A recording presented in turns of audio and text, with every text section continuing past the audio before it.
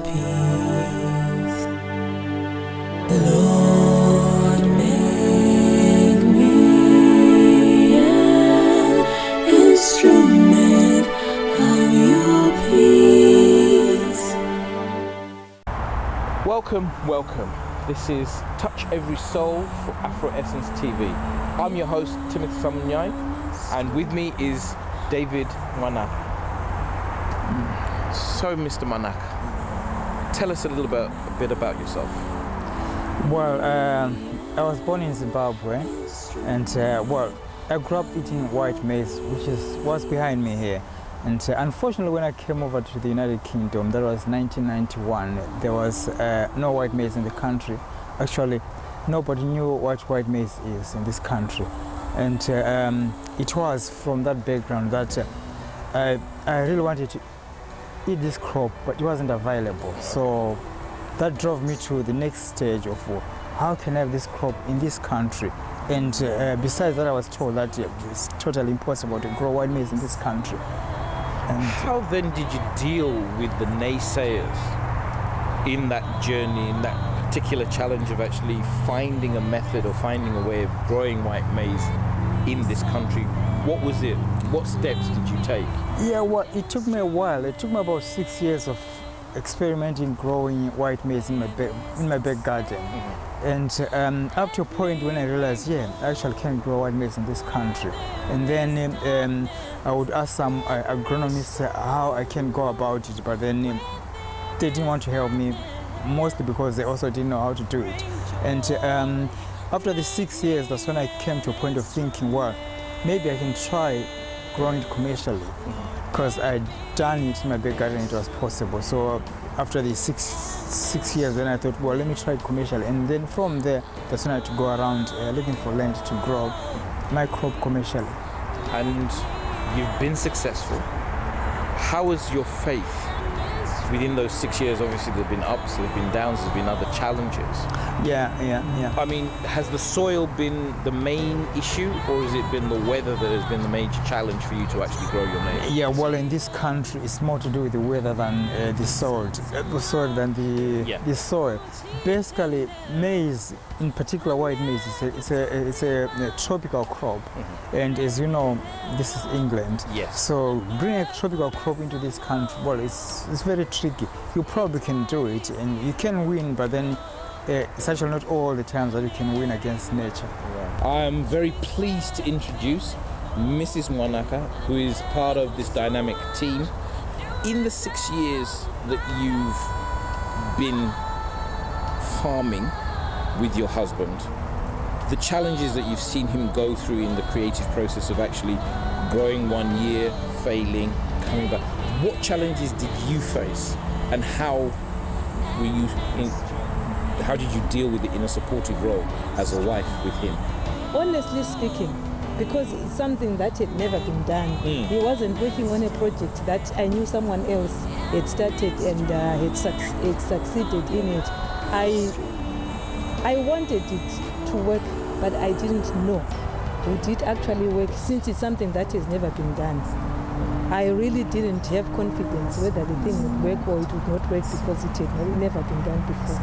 How much has prayer, faith, and your relationship with God played as your role as a supportive spouse to the family as a whole in actually being able to achieve the goals that you've set out for yourselves?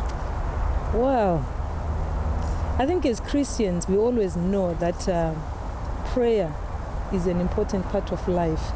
And in this business, we have put in a lot of prayer. We have believed God.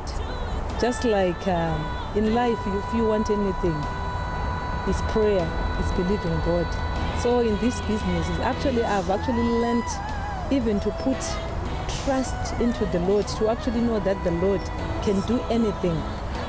There were days when we would pray that it should rain, and it would actually rain. This year they told us that there was going to be a lot of snow in October, I remember every morning we would wake up and watch the weather forecast, and they will say, oh, there's snow coming in October. The airlines are actually preparing what can they do in their business to deal with the snow. And every morning we would actually say, snow is not going to come. We would pray that the weather would work in order to suit us. Just like in the Bible, there was a man who prayed, like 3 years that it would not rain, and it actually didn't rain. And he then prayed again that it would rain. No, now I know that I can pray for anything, Seeing the rain coming when I want it to rain and it not coming when I don't want to rain is actually even given me faith, even for other projects. Now I know I can do anything. So prayer covering affects not just your business, but does that also affect your family life as well? Since you've seen the power of God work, if you like, with the maize, do you feel now that you could actually pray over your children, pray over your husband praying over you? Do you think that would be more effective in your lives as you grow? Well, prayer is always effective, whichever way, whether it's in family life, it's in business, in whatever. Prayer is very important. How have you found the cultural, this is for both of you, how have you found the cultural difference? Because obviously at home there's one way of raising, because it's not just you, it'll be Ambuya, Tete, my guru. Everybody will have an investment in the way that the child is raised. Whereas here it seems like it's just this particular family in their own little cocoon, and that, yes, they might go and see Nan or Granddad, but that's it. There's no impact. How do you feel that the cultural differences may or may not have affected you as a family? Yeah, well, in a way, the problem with this society is that, you could raise your children. Well, we are Africans, and to some extent, there is a bit of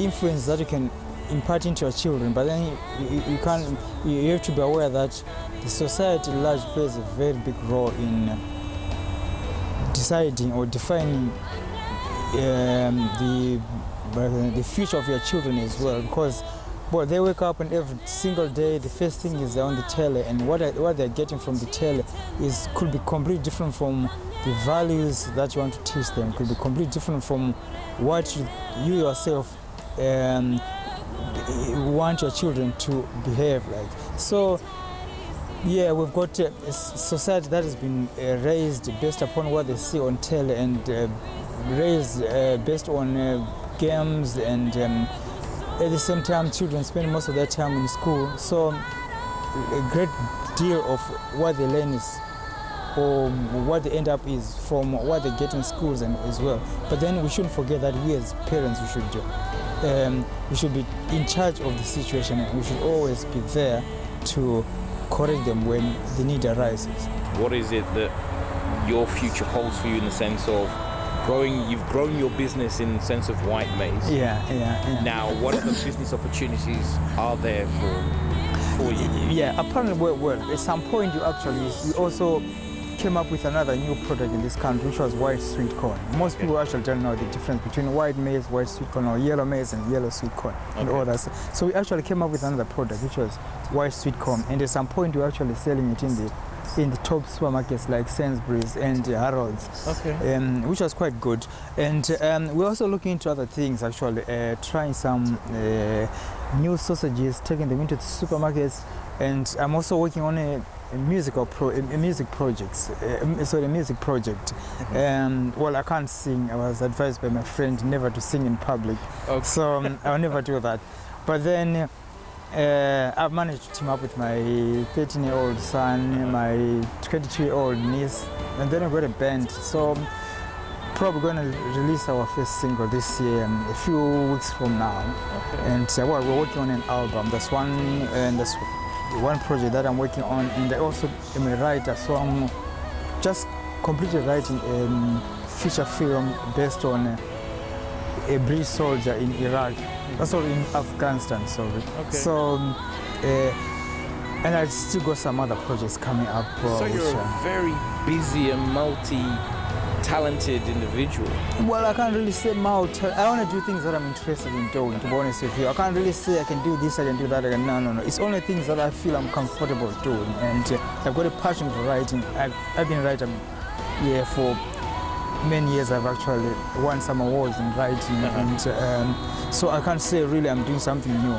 It's something that I always got an interest in. What more can I say? A wonderful, married, godly family, head of the household, and an ambitious, driven man who is a pioneer, the first to grow white maize in this country, and possibly the first to do many other things, as we've heard. I look forward to watching their journey in growing their businesses, in raising their children, and making an impact for God and making an impact within the community as a whole. My name's Timothy Samnyai. I'm your host for Touch Every Soul, Afro Essence. Watch this space. We'll be back sometime later on this year or next to talk to Mr. and Mrs. Mwanaka and their growing business. Thank you. Lord.